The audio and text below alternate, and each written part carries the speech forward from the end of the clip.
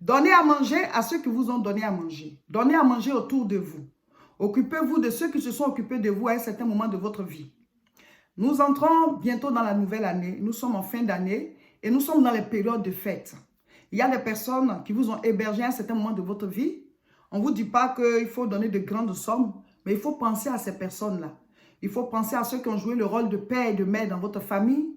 Ça peut être vos tuteurs d'école, vos tuteurs de collège, vos tuteurs de lycée, vos tuteurs quand vous étiez étudiant.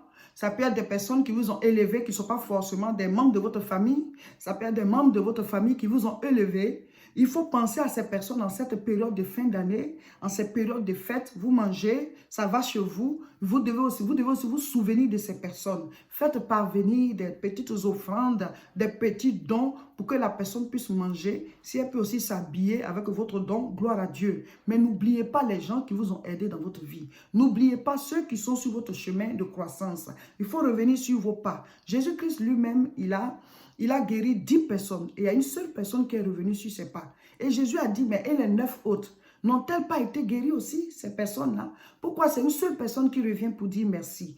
Sur le chemin de notre croissance, sur le chemin de notre élévation, sur le chemin pour pouvoir grandir, depuis qu'on est enfant jusqu'à maintenant, il y a des personnes qui nous ont aidés. Il y a des personnes qui à un certain moment nous ont prêté main forte. Il y a des personnes qui nous ont donné à manger. Il y a des personnes qui nous ont hébergés.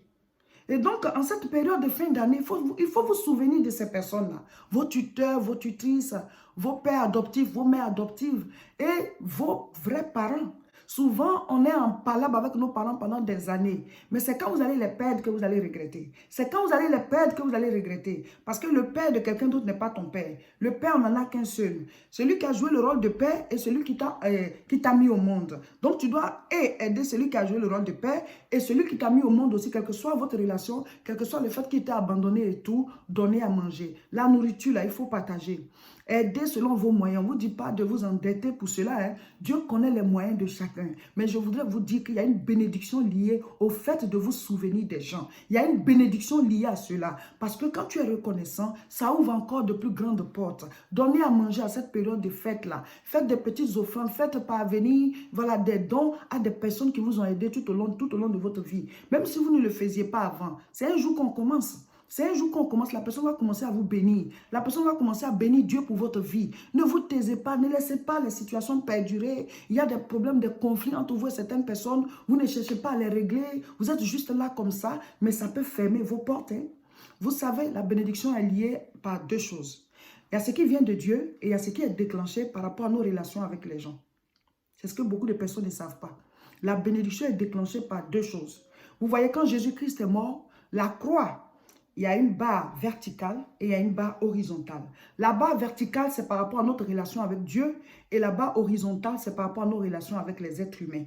Donc, souvent, on travaille plus notre relation avec Dieu, mais on oublie la barre horizontale.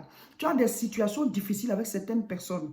Faire la paix avec quelqu'un est différent d'être ami avec la personne.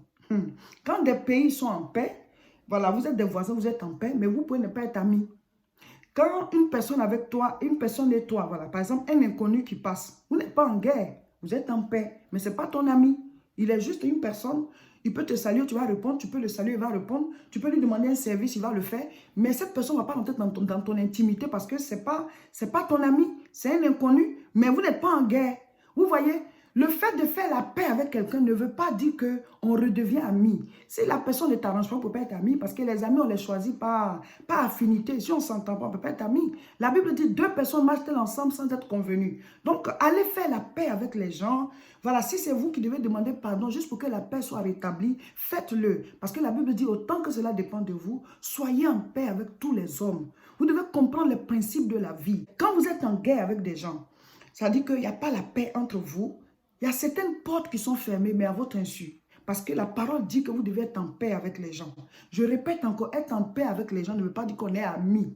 Parce qu'il y a des gens qui confondent. Ah, tu as fait la paix, mais pourquoi vous n'êtes plus amis? Non, être ami, c'est un autre niveau de relation. Mais quand on est en paix, ça veut dire qu'il n'y a pas de problème entre nous. Il n'y a pas d'histoire. Je peux te saluer, tu peux me saluer, je peux te rendre service. Mais être ami, il faut que tu remplisses certaines conditions. Vous comprenez? C'est comme intégrer un pays. On va te dire, tu remplis les conditions avant d'avoir le visa. Mais pour que quelqu'un ait le visa pour entrer dans ta vie, il y a des conditions. Ce n'est pas tout le monde qui rentre dans nos vies. Sinon, ils vont détruire. C'est comme ça. Donc, faire la paix ne veut pas dire qu'on devient amis. Allez vous réconcilier avec les gens pour qu'il y ait la paix entre vous. Comme ça, quand vous vous voyez, vous pouvez vous saluer. Il n'y a pas d'histoire. Mais la personne n'est pas ton ami parce que tu dois choisir qui est ton ami. Tu dois choisir qui entre dans ton intimité, qui rentre dans tes relations les plus proches, qui rentre dans ton carnet d'adresse. C'est toi qui choisis. Amen. Mais souvent, vous êtes à couteau tiré avec certaines personnes et ça bloque vos bénédictions. Parce que la bénédiction est liée à Dieu, la barre verticale pour la crucifixion du Seigneur. Et la bénédiction est liée aussi à notre relation avec les hommes, la barre horizontale de la croix. Donc la croix, il y a une barre comme ça et il y a une barre comme ça. Donc réconciliez-vous, donnez à manger à ceux à qui vous devez donner à manger. Ceux qui vous ont aidé, ne serait-ce qu'un coup de fil, on te fait parvenir telle somme pour que tu puisses faire la fête avec. Dieu va vous bénir, même si la personne ne vous bénit pas. Mais ça déclenche, ça ouvre les portes de vos grâces, de vos bénédictions.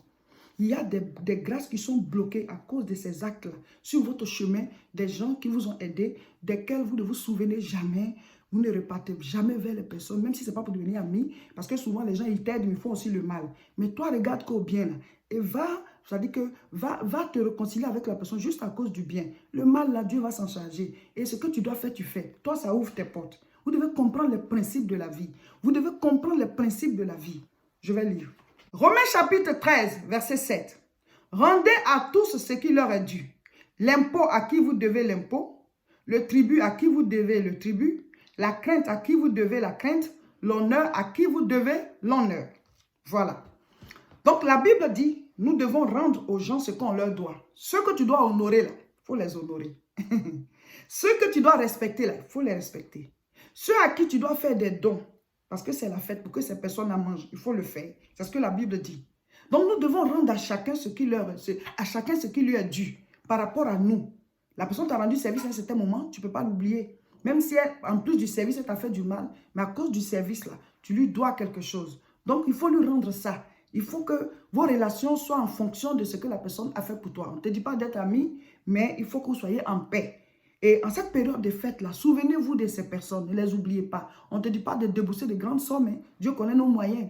Mais ce que tu peux faire, fais-le pour juste réjouir la personne en cette période de fête parce que tu lui dois ça. Vous comprenez? Rendez l'honneur à qui vous devez l'honneur. Une personne m'a rendu son témoignage. Elle était à couteau tiré avec son ancien tuteur, celui chez qui elle a fait l'école à partir de 6e jusqu'en terminale. Mais de mauvaises choses s'étaient passées au dernier moment. Le fils de ce monsieur a failli la violer. Et donc, quand l'affaire a déclenché, le monsieur, il a supporté son enfant. Il dit que c'est celle-là qui a menti sur son fils et tout ça là. Et que son fils n'est pas comme ça. Il n'a pas voulu la violer.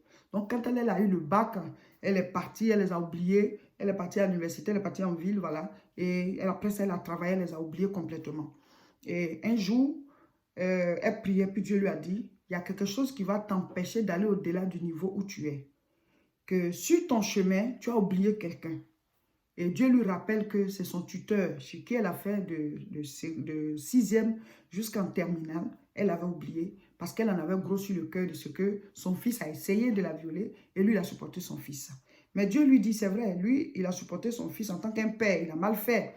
Mais peut-être que il savait très bien que son fils était comme ça. Il se disait, s'il laisse tomber son enfant, ben son enfant va lui en vouloir durant toute sa vie. Et puis aussi, il ne veut pas que son fils aille en prison et tout ça. C'est pour ça qu'il a posé cet acte. Mais toi, souviens-toi qu'il t'a nourri depuis la classe de 6e jusqu'en terminale. Tu as eu le bac chez eux et tu es parti. Donc, tu ne peux pas seulement rester concentré sur le fait qu'il a supporté son enfant et on t'a traité de menteuse et tout. Tu ne peux pas seulement te concentrer sur cet aspect et oublier cet homme qui t'a hébergé pendant que tu as eu l'entrée en 6e au village et puis maintenant tu es venu chez lui de 6e jusqu'en terminale. À cause du mal qui a été fait, tu as oublié le bien. Et Dieu lui a dit, tu risques d'être bloqué dans ta carrière. Des choses bizarres peuvent t'arriver parce qu'il y a un trou sur ta vie.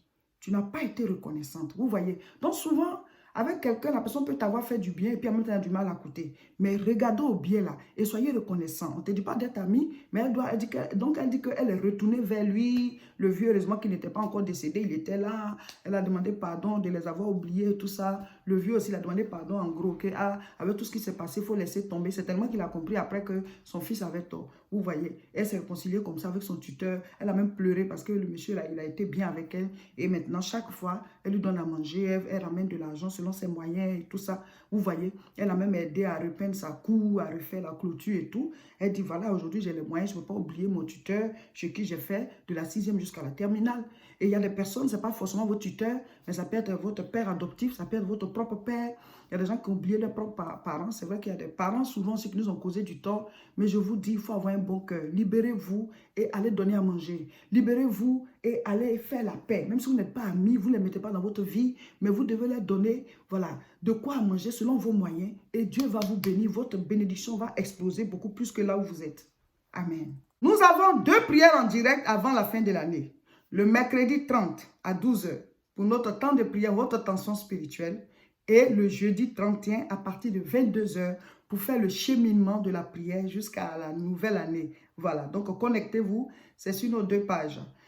Notre chaîne YouTube La Moisson TV et notre page Facebook Réseau International Richesse. 22 h heure de France, il y a des choses qu'on ne rate pas. Donc le 30 à 12 h et le 31 dès 22 h jusqu'à la nouvelle année. Amen. Nous faisons nos cultes à tout coin. C'est tous les dimanches de 10 h à 11 h 45. N'oubliez pas de vous abonner et partager massivement cette vidéo.